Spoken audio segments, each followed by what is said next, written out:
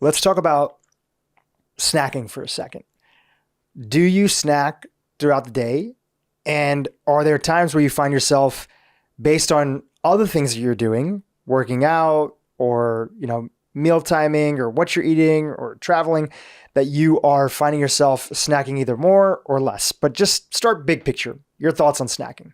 I think snacking really, if you're really genuinely hungry in between meals, then you didn't put your meals together properly. Either you needed more protein, maybe a little more fat. We should be able to go 4 to 5 hours in between meals. Ideally, that's what we should do for gut optimization, for the migrating motor complex, all these specific mechanisms that go on in the body. I'm human. Are there times when I'm, doing podcast prep or I'm working in my business and I'm bored? And maybe I'm realizing I'm thinking about, maybe I have a thing for dark chocolate. I'm thinking about the dark chocolate. I'm thinking about other things. Maybe I want something salty.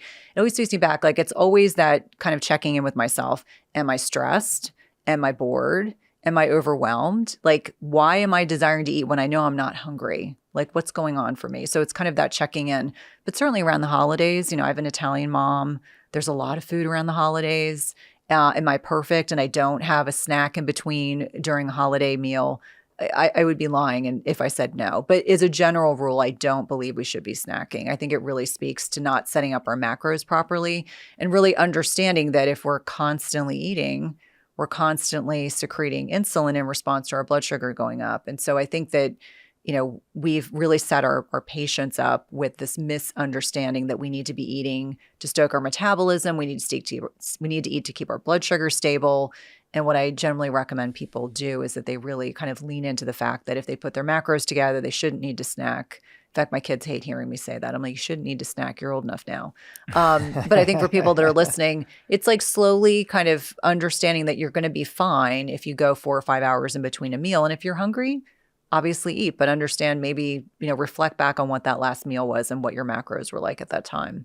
So some people have this idea, I'm just a grazer, right? That's who I am.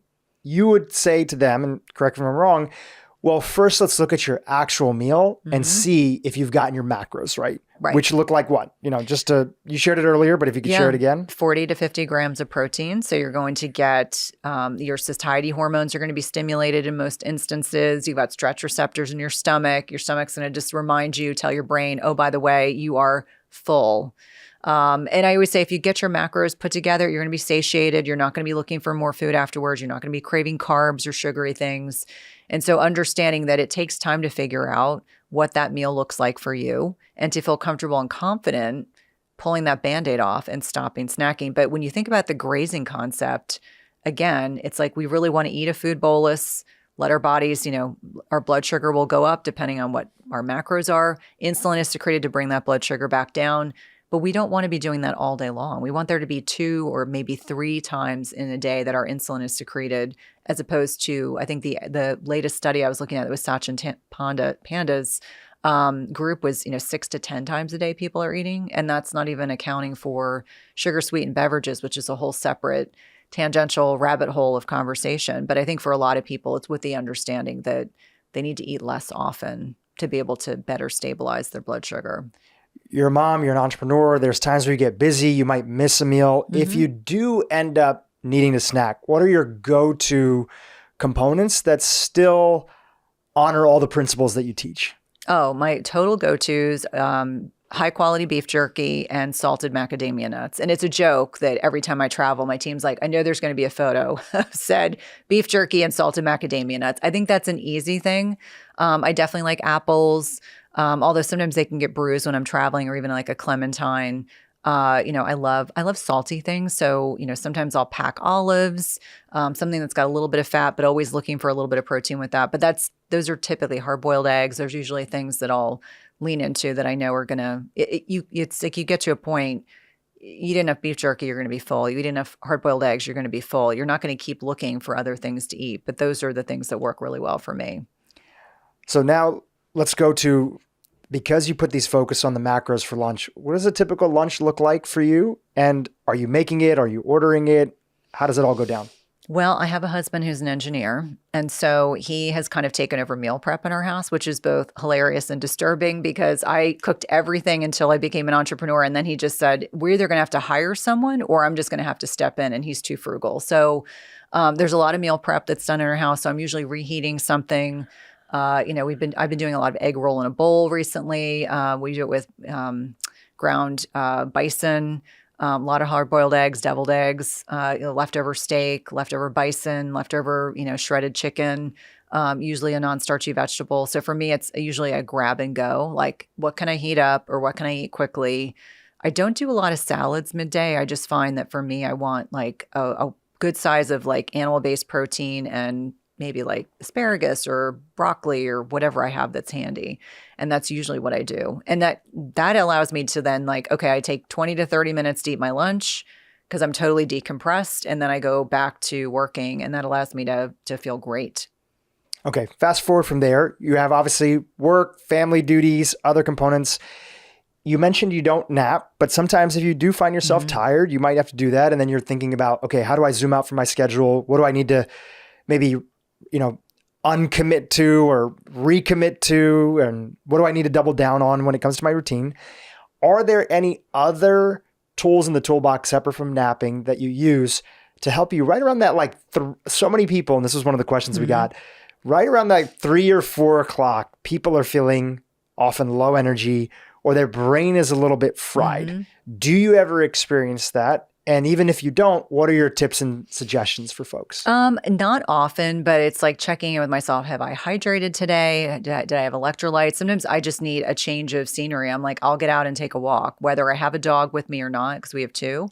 A lot of it involves like getting outside and walking because I find that I need that like mental flip because if not, I can just keep working. I can be just very tunnel You've been vision. sitting too long. I've been sitting too long and I don't like to sit. I'm someone that likes to be either at a standing desk or just moving around. We have a lot of stairs in my house, so I'm up, down, doing different things just to kind of break up the monotony of the day. But when I start to feel that way, it's like I need a change of scenery. I'm also checking in because if people are looking for caffeine in the afternoon, sometimes that's when they're looking for a coffee or an espresso or a candy bar. It's like, okay, what was your lunch like? It's always reflecting back on what did I eat for lunch? Did I not eat enough? Am I sleep deprived? And that's what's driving some of these desires to be looking for ways to boost my energy. But I find more often than not, it's really a dehydration and a need to kind of like be in a different scenery, even if it's for 15 minutes. It's amazing how much better I will feel if I take a 15-minute walk, which for me is, one loop around our street and then head back home.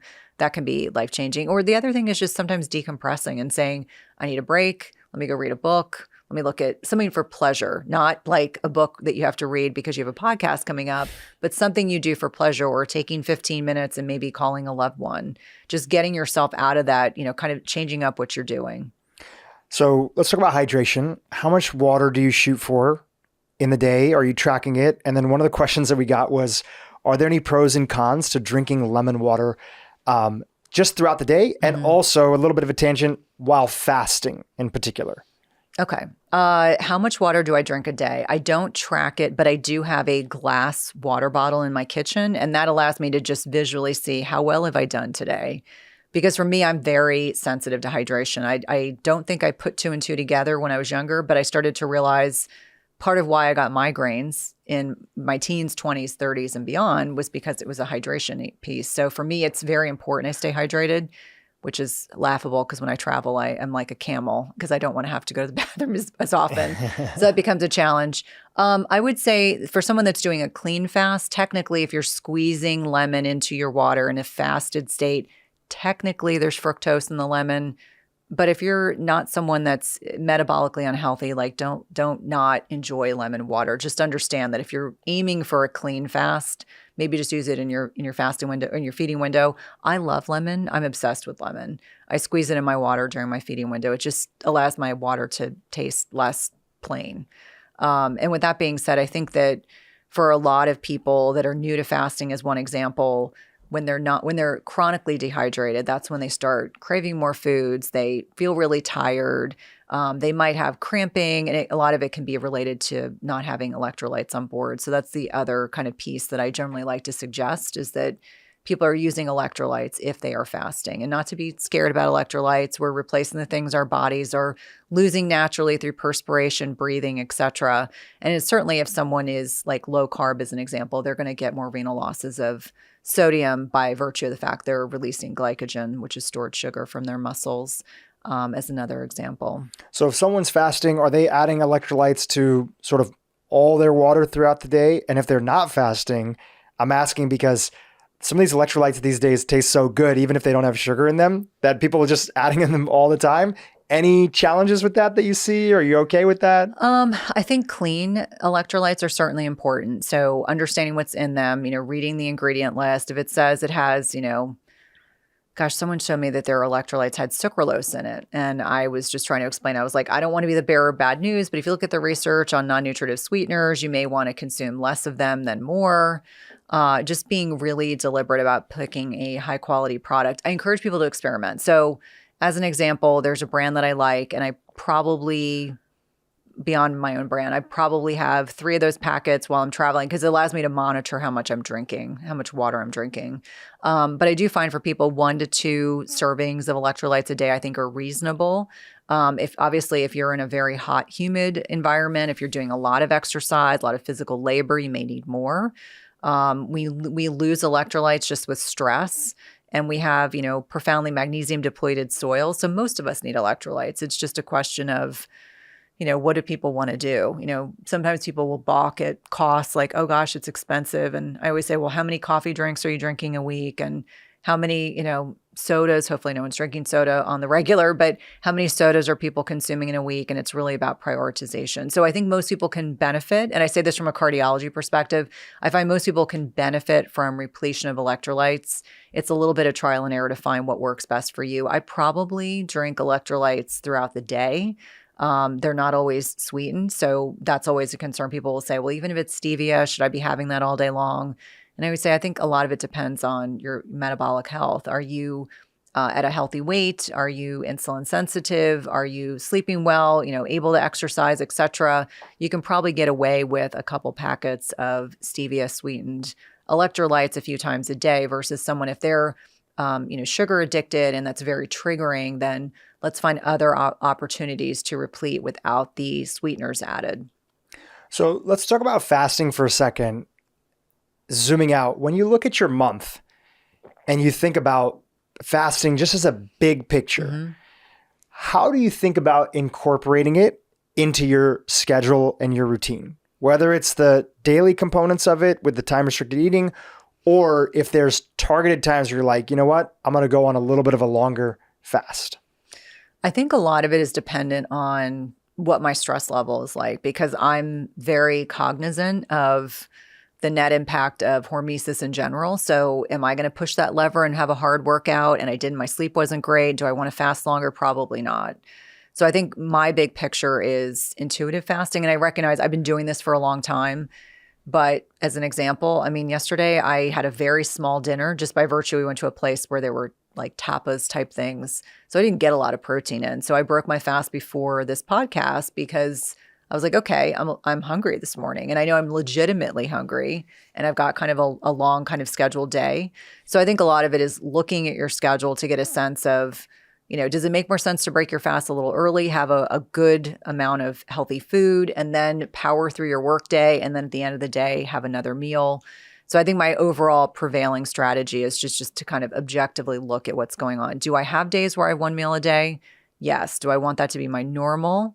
No. But sometimes, whether it's due to travel, whether it's due to business commitments, I'm sure for you, same thing happens. Some days you're just scheduled from the moment you get up to the moment you go to bed. And it's like trying to figure out, like, where can I fit this opportunity to eat a meal?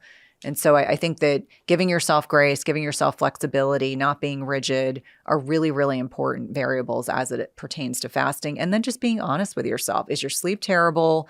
Do you have a house full of house guests and you're stressed to the max? Have you not been to the gym in a week? Have you been eating a bunch of processed crap that you don't normally eat? Well, then you might be able to kind of have some wiggle room. Maybe you just have 12 hours of digestive rest, which everyone benefits from.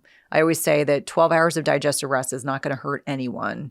But sometimes there's times to dial back on fasting and times to lean into it. And it really is dependent on your schedule. Do you, at this point in time in your life, do you do longer fasts? No. And I think, I may have alluded to this in the past, is that in 2019, I had this long hospitalization. Yeah. And for me, from that point forward, I was like, it's taken me so long to build back the muscle I lost that I'm very reluctant to do really long fasts. I haven't done more than a 30-hour fast in 3 years.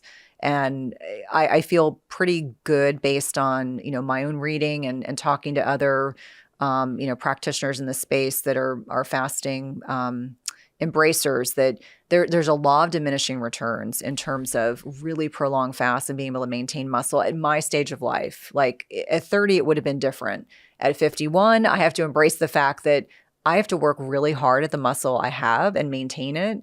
And I'm not willing to lose it to the expense of being able to say I did a 4-day fast. Right. And a lot of people are interested in fasting because you mentioned, again, 88% of Americans being metabolically unhealthy, which usually goes along with having excess fat in the body. And so some people are looking for that way to reduce the fat. In your case, what I'm hearing also is that you're at a healthy weight and you're really focused on making sure that you don't lose that lean muscle mass, which is why you're not embarking on longer fasts at the time. Is that accurate to say? That is accurate. And I think sometimes people are disappointed to hear me say that, but it shows you on the scale of like trying to find some degree of balance, which I said already, balance is elusive, is deciding that for me personally, because I am metabolically flexible at a healthy weight, I'm not willing to endanger what muscle mass I have because it's taken so long to put it back on. But I would agree with you that a lot of people that are looking to change body composition, lose weight, get healthier, their bodies have plenty of ability to be able to adapt to longer periods without eating because they have stored energy. But also in conjunction with that, they should be working with someone to help determine how to best build lean muscle, with strength training, adequate protein, appropriate use of fasting. And I say appropriate because, sometimes people get in this kind of mindset of more is better. Right. If more fasting is better, then more exercise is better, then more restriction is better. And I always say that's not what we're aiming for. We talked about this in the first one, but just because, in the context of people listening now, if somebody's literally starting from zero, they are finding themselves where they want to improve their body composition.